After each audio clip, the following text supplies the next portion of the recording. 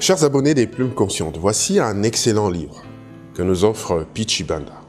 Rendez-vous sur l'île de Gorée, un roman paru aux éditions Le Grand Miroir, imprimé en 2007. Pour ceux qui ne le connaissent pas, Pichi Banda est un psychologue, chroniqueur aussi. Il fut réfugié congolais en Belgique, où il vit toujours d'ailleurs. Il a publié, entre autres livres, le fameux Un fou noir au pays des Blancs, roman dont le tirage dépasse aujourd'hui les 15 000 exemplaires. Le spectacle tiré d'ailleurs de ce livre connaît un succès international et Rendez-vous sur l'île de Gorée est inspiré de ses tournées aux Antilles.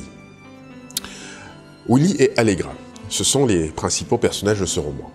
Ils ont beau être follement amoureux, leur relation semble compromise. Monsieur Vassar, qui a sa propre lecture de l'histoire de l'esclavage, refuse que sa fille épouse un Africain. Toutefois, les jeunes gens ne perdent pas espoir. Ils projettent de lire l'histoire à partir de l'Afrique et de faire la route de l'esclavage à l'envers. L'amour triomphera-t-il des rancœurs? C'est la grosse question.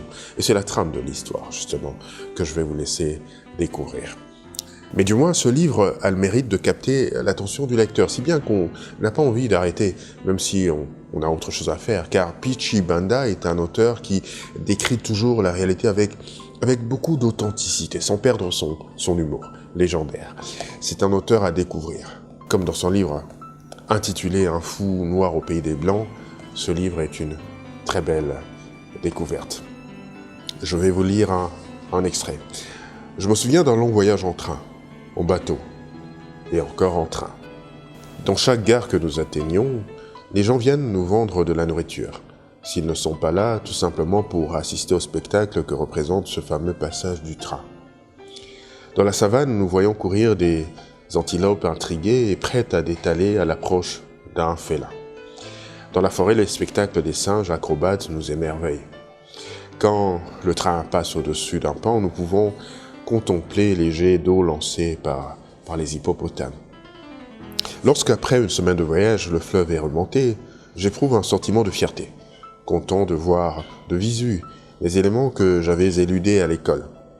Les noms de Stanley, Livingstone, Vasco de Gama me reviennent à l'esprit. Comment peut-il d'ailleurs en être autrement, puisque moi aussi, je passe par l'équateur. Je n'en dirai pas plus, je n'en lirai pas plus, je vais vous recommander de rechercher ce livre et de le lire. Vous pouvez le trouver dans toutes les librairies, sinon dans toutes les plates de vente et de téléchargement en ligne. Aussi, n'oubliez pas de vous abonner à notre chaîne Les Plumes Conscientes. Lisez, lisez encore et lisez toujours. La lecture est un régal pour l'âme, la lecture est un délice pour l'esprit. Elle participe à notre accomplissement. D'une part en tant qu'individu, et d'autre part, bien sûr, en tant que société. Au revoir.